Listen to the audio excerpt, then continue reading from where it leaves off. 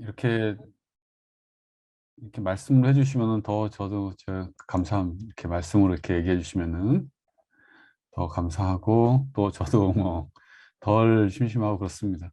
말씀을 해주셔도 좋고 뭐 톡으로 해주셔도 좋고 좋습니다. 그 저는 뭐 아시겠지만 조성백 강사입니다. 아 채팅은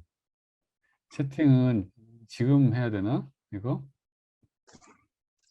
아니면은 지금 하셔도 좋고 뭐 끝나고 이렇게 어, 끝나고 하셔도 좋고 우리 문자로 보내주셔도 좋고 네, 저는 조성백 강사입니다. 아마 그 이름을 들으셨던 분도 있고 뭐 처음 들으신 분도 있고 그럴 거라고 생각합니다. 예, 사무관 강의를 뭐 저에 대해서 한 2, 3분만 하고 시작하겠습니다. 혹시 뭐 오늘 처음 뵙는 분도 있고 하니까 대부분 처음 뵙죠, 사실은. 아마 오늘 들어오신 분들은 수강 공부를 처음 하시거나 아니면 처음 강의를 듣거나 그러신 분들이라고 생각합니다. 저는 생각을 해보니까 지금까지 한 17년 동안 횟수로 한 17년 됐네요. 17년 동안 사무관 승진 강의를 했고 영양평가 강의를 한 9년 정도 했습니다. 참 인생의 중요한 시기, 가장 황금기를 사무관 만드는데 또 이렇게 교육행정, 특히 교육행정 분들하고 같이 보내게 됐습니다. 저도 참 매우 감사하다는 생각이 듭니다. 많은 공무원들도 있지만 특히 교행 같은 경우에는 더 어떤 스타일이 있는데 좀 성실하고 진실되는 그런 분들, 공무원분들이 다 그렇지만 더 그런 공무원다운 분들이었다고 생각합니다. 그래서 그런 분들하고 지난 17년을 보내게 됐더라고요. 참, 감사한 시간이었다고 생각하고, 음, 그 와중에 여러 가지 많은 사람들 만났겠죠. 많은 사람들 만났습니다. 그리고 저를 통해서 사무관이 된 사람들이 한 2천여 명은 된 것 같아요. 2천 한 4, 500명? 해년마다 한 100명에서 150명 정도가 사무관으로 가는데, 올해는 2022년도에는 교육청 분야에서의 사무관은 한 120명 정도가 된 것 같습니다. 120명. 나머지 지자체라든가 아니 다른 교육부라든가 이런 데 빼고 교육청 단위에서는 한 120명 정도가 사무관으로 가신 것 같아요. 많을 때는 한 150명, 적을 때는 100명인데 그 사이에서 이제 왔다 갔다 하는데 교육청이 그래도 좋은 인연이었다고 생각합니다. 감사하게 생각하고 좋은 인연이었었고 올해는 이제 아마 몇몇 시도에서 정책이 바뀌면서 조금 부산 같은 경우라든가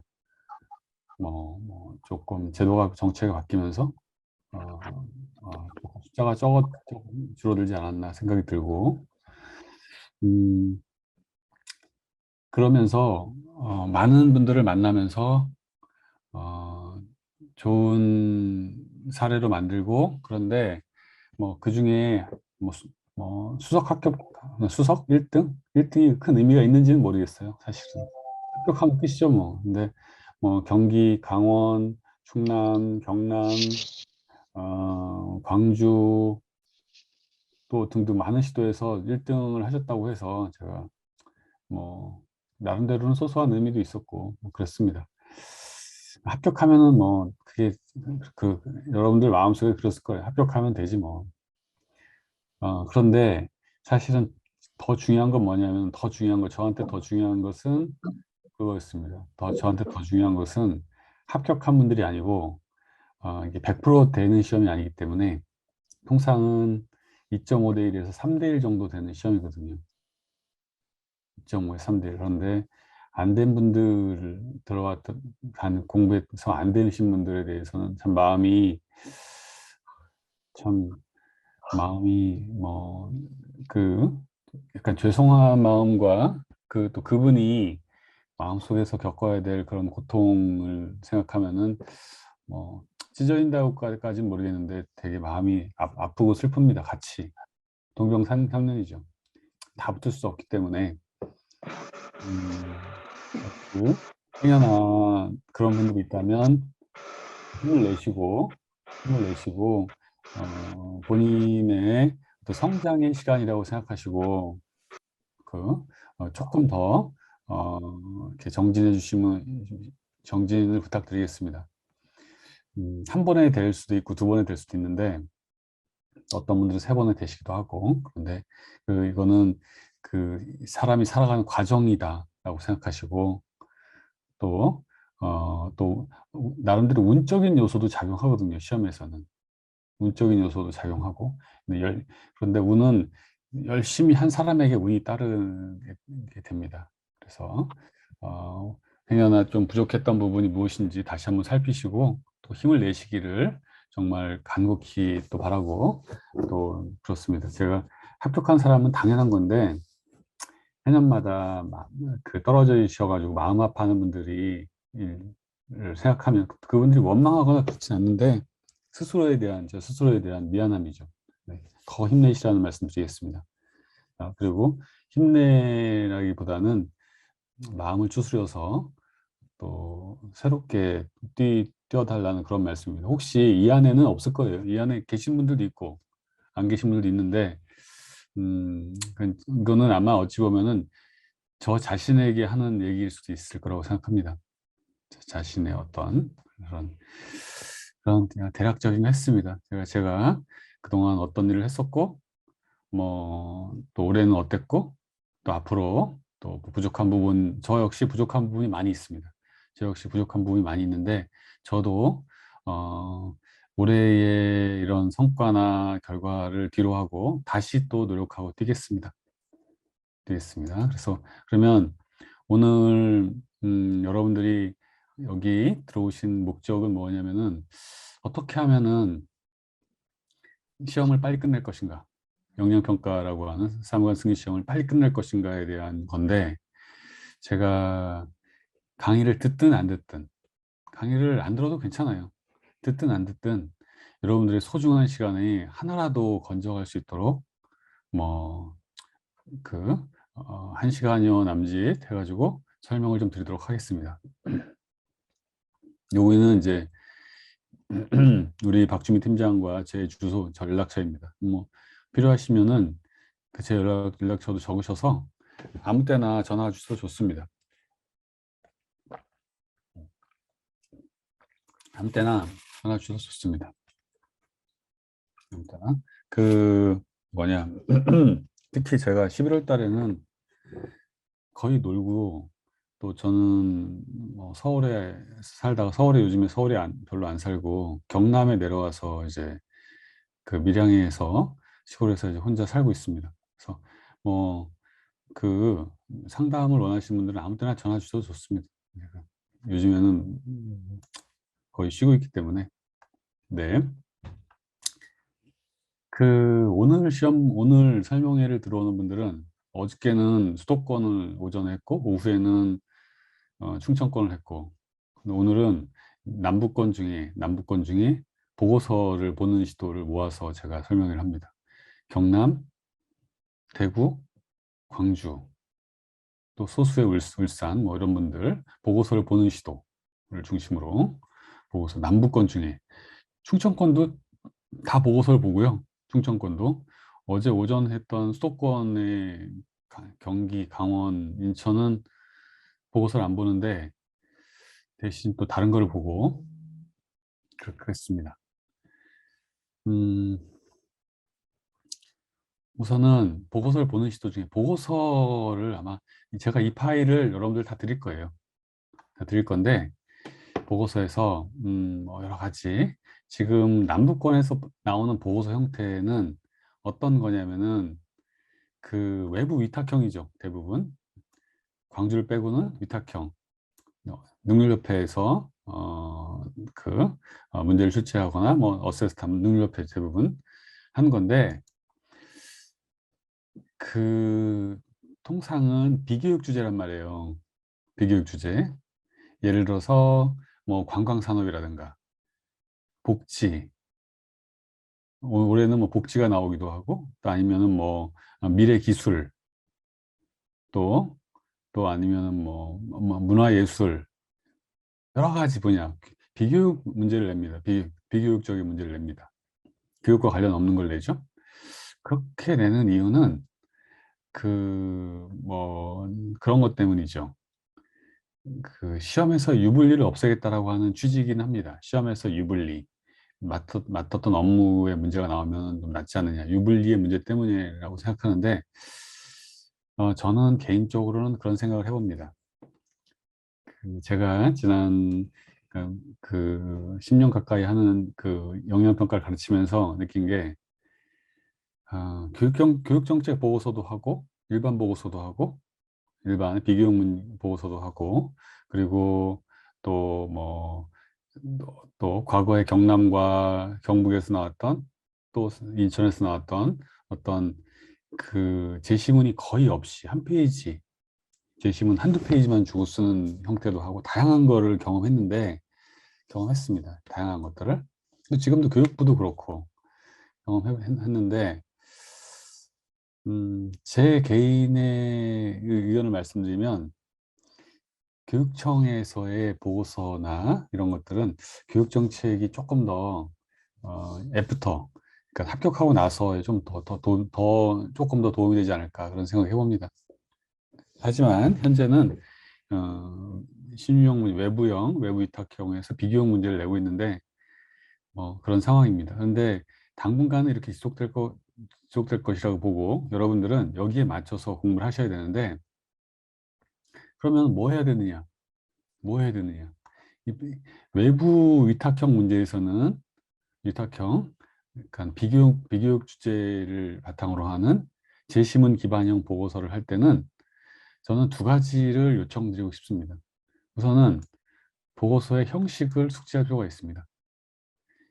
기획 보고서가 시험에 나오죠. 이게 거의 95% 이게 나옵니다.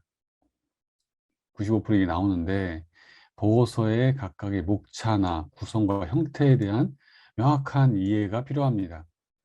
어떻게 했을 것인가, 추진 배경은 어떻게, 등등, 현황 문제점, 등등, 개선 대책 기도, 등등 여러 가지, 추진 계획, 여러 가지 항목을 어떻게 빠르게 분설해서 제시문을 분석해 가지고 쓸 것인가에 대한 고민이 가장 1번입니다.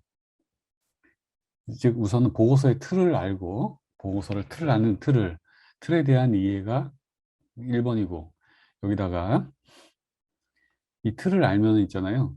이거예요. 작성 연습을 지속적으로 해보셔야 돼. 처음에는 빨리 쓸 거 없어요. 천천히. 제시문이 한 15페이지 정도 된단 말이에요. 15페이지 내외가 됩니다. 이걸 보고 천천히 보고서 양식 안에다가 2페이지면 2페이지, 3페이지면 3페이지, 4페이지면 4페이지, 본인의 시도에 맞춰서 천천히 써보세요. 어떤 날은 이틀이 걸리고, 3일이 걸리고, 일주일이 걸릴 수 있습니다. 천천히 써오시다가, 막판에는 어떻게 해요? 막판에 한 두세 달 남겨놓고는 시간 안에 쓰는 연습을 꼭 해보셔야 돼. 시간 안에 쓰는 연습을 꼭 해보셔가지고, 최소한 1년에 30번 이상은 써보셔야 된다. 이게 최소한이에요, 최소한. 보고서를 최소한 30번 이상 써보시면, 여러분들이 보고서 때문에 떨어지지 않습니다.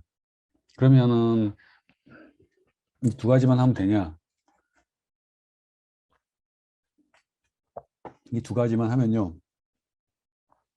이 두 가지만 하면은 보고서 형식을 정확하게 이해하고, 그다음에 보고서 작성 연습을 하잖아요. 이 두 가지만 하면은 여러분들이 보고서의 중간 점수는 갈 수 있어요.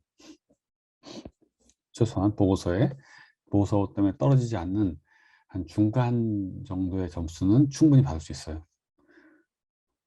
그러면은 내가 여기 너한테 우리 강사 저한테 중간 받으려고 여기 왔냐? 라고 얘기를 하실 수 있습니다. 근데 이제 단계별로 저 두 가지가 안 갖춰지면은 중간 이하로 가는 거잖아요. 중간 이하로 가는 거고요. 저게 갖춰졌으면 이제 중간 정도 점수는 받는 겁니다. 받는 겁니다. 그러면 어떻게 하면 상위권으로 가느냐? 이제 여기에서 요거 보고서의 형태를 공부하고 작성 연습을 한 다음에 보고서를 이제 남보다 조금 더 차별화 있게 쓰는 테크닉을 이제 제가 중후반부터 서서히 가르치거든요. 한 중반부터 가르치기도 하고 처음에는 이제 그 뭐라 그래요. 처음에는 기본기를 가르치니까 자전거하고 똑같아요. 자전거를 배울 때도 처음에는 그 뒤에서 잡아주잖아요. 잡아주잖아요. 잡아주다가 조금 달리다가 나중 되면 어떻게 돼요? 쌩쌩 달리는 걸 연습하는 거죠. 그래서 여러분들이 어느 정도 일정 시점이 됐다 하면은 차별화해서 고득점하는 전략은 이제 중반부터 가르쳐 드립니다. 작년에도 제가 경남을 봤더니 보고서 점수가 대다수가 뭐 조금 썼던 분들은 좀 쓸만하다 분들은 다 10등 안에 들었더라고요. 10등 안에 대다수 들으셨고 다 들으셨던 것 같아요. 10등 안에. 심지어는 불합격하신 분들, 제가 안타깝게 불합격하신 분들도 물어보니까 보고서가 2등, 6등, 11등 뭐 등등 점수가 다 좋았던 것 같아요. 그래서 그 테크닉을 조금만 더 익히셔가지고 차별화하는 것은 중반부터 좀 강화해서 말씀드리도록 하겠습니다. 그래서 다시 한번 설명드리면 첫 번째는 형태를 공부한다. 두 번째는 작성 연습을 해본다. 세 번째는 여기다 안 썼습니다만 나만의 차별화 전략을 테크닉을 배가한다. 그렇게 해서 이제 1년이 가게 됩니다. 1년이 가게 됩니다. 신유형, 이게 외부 위탁형문, 주어진 제시문 분석하는 연습. 이것도 사실 되게 어렵거든요. 이게 이제 뭐 분석하는 연습, 작성 연습 여기죠, 여기에. 제시문 내용 효율적인 정리, 시간 내 보고서 완성하는 연습. 이게 작성 연습에서 이게 다 이루어져야 되는 거예요. 이게 여러분들이 뭐 사전에 선배들 하는 거 보셔서 알겠지만은 생각보다 잘 안 되거든요. 처음에는 안 되는데 어, 제가 엽기를 잠깐 세보겠습니다. 세겠습니다. 재작년인가 어떤 시설직 분이었는데 시설직으로 탁월하게 1등 전 영역을 1등 하신 분이 있었는데 전 영역을 다 1등 해가지고 제가 참 똘똘하다는 생각이 들었는데 그래서 뭐 엄청 낮은 금평에도 불구하고 한 번에 합격했더라고요. 네. 그분이 그 BCC 셋이 웃으면서 저한테 하는 말이 그런 거였어요. 쉬는 시간에 제가 해보니까요, 이 보고서는 어, 그 지식이 아닌 것 같아요. 이거는 기능인 것 같아요. 기능. 그분이 한 1년, 2년 이상을 다니고 나서 이제 느낀 걸 저한테 얘기하는 거예요. 보고서는 기능이다, 기능. 여러분들 아시잖아요. 기능이 뭔지 아시잖아요. 그러니까 기능. 어떻게 하면은 약간 요령이 있다는 거죠. 요령이. 그래서 그거를 잘 터득하셔서 이제 그분이 1등을 하셨는데, 그래서 그 시간 내 보고서 완성하는 연습은 꼭 필요하다.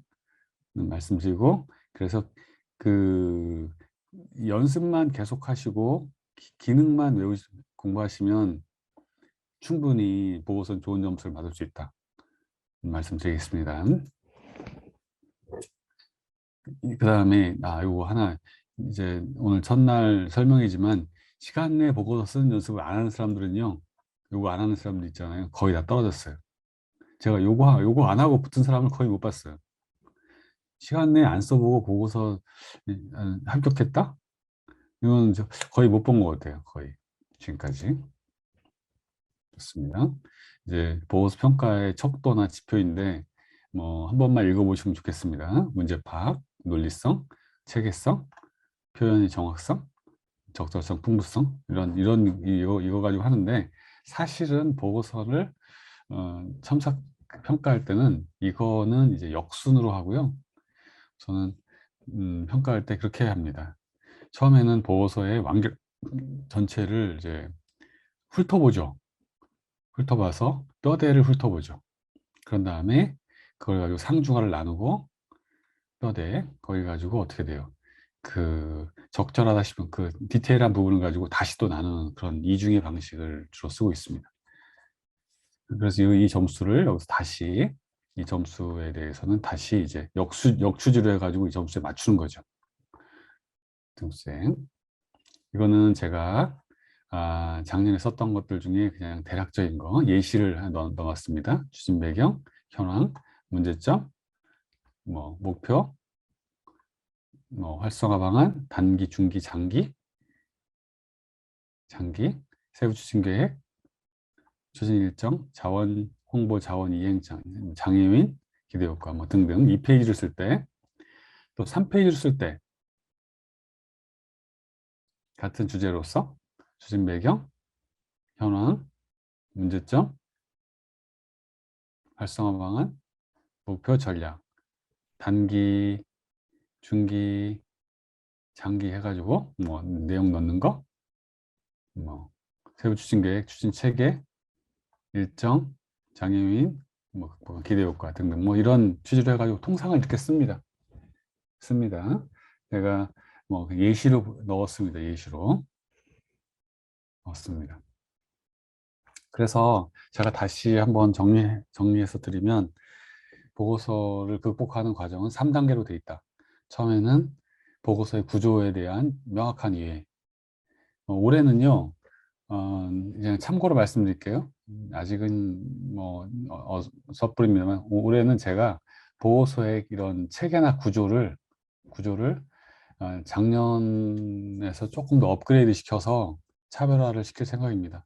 구조를 좀 더 차별화, 체계를 차별하고 2022년도에는 중목차에 해당하는 개선 대책에 이런 것들을 차별화시켰는데 그래가지고 나름대로는 뭐라 그래요, 효과를 봤어요.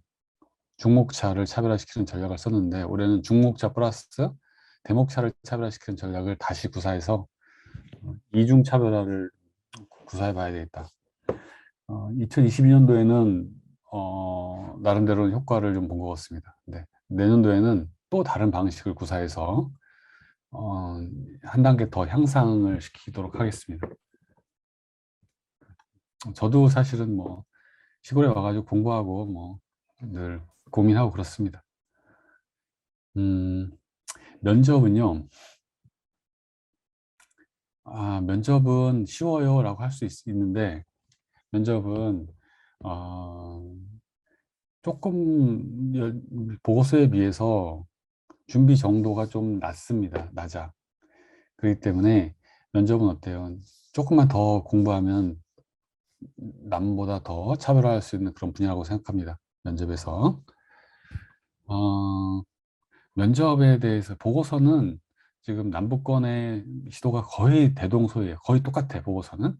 근데 면접은 약간 좀 다를 수 있습니다. 면접은 음, 조금 약간 시도마다 조금 차이가 있습니다. 차이가 있는데 통상은 사고력, 조직관리 능력, 전문성, 변화관리, 이런 것들이 이 면접에서는요, 평가 항목이에요, 이게. 이 평가 항목입니다. 면접 평가에서 평가 항목이에요. 평가 항목은 똑같아. 평가 항목은 똑같아요. 똑같아. 그럼 뭐가 다르냐? 평가 항목을 바탕으로 약간 측정하는 세부 요소가 조금 다른데요.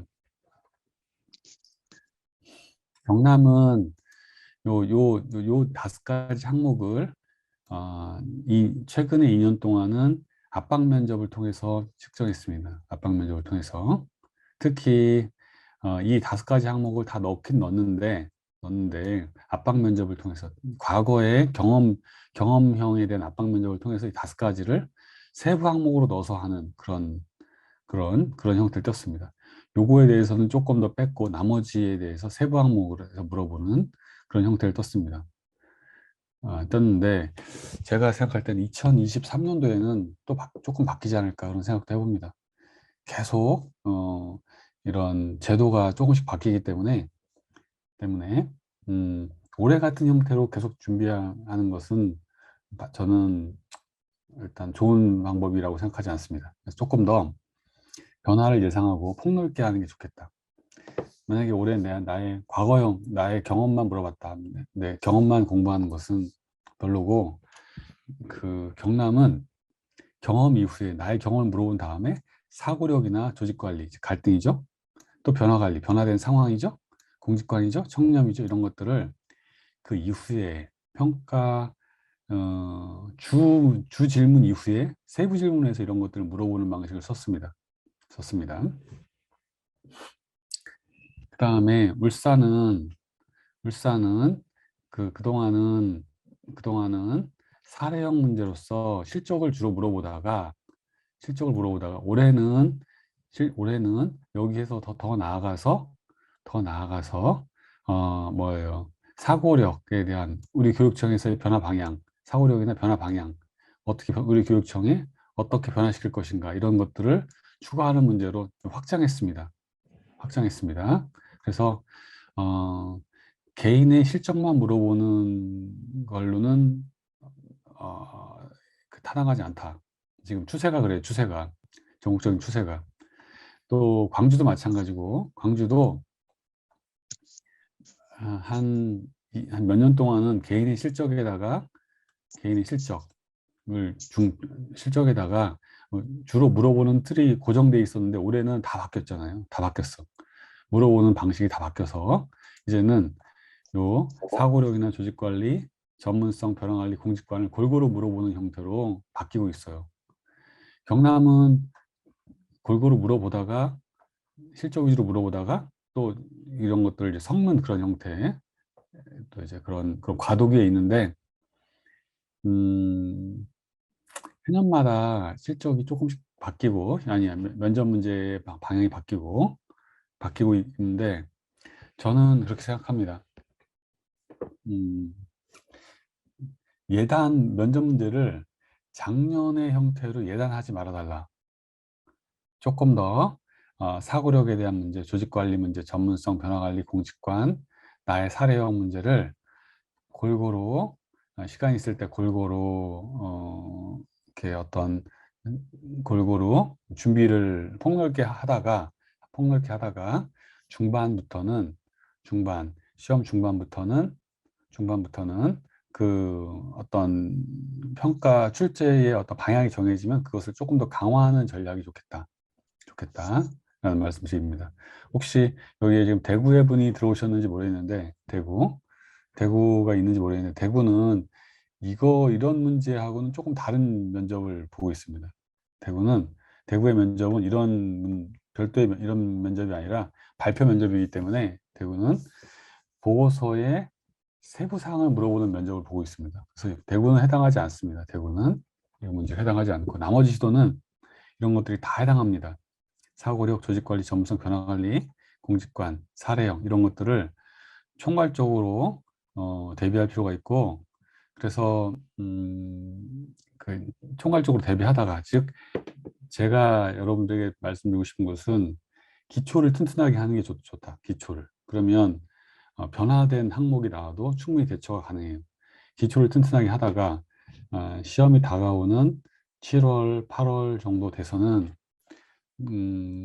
그 시험에 맞는 방향이 있습니다. 조금 더 방향을 강화시키는 전략이 저는 좋다고 생각합니다. 제가 각 항목마다 통상은 한 5, 60문제 정도를 드립니다.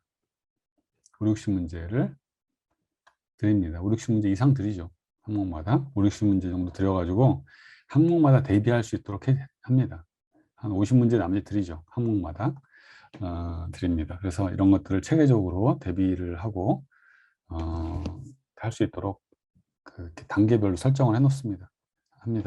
그래서 다시 정리하면은 면접은 1단계, 2단계, 3단계 구조로 간다면 1단계는 여러 가지 요소에 해당하는 항목을 골고루 공부하는 게 필요하다.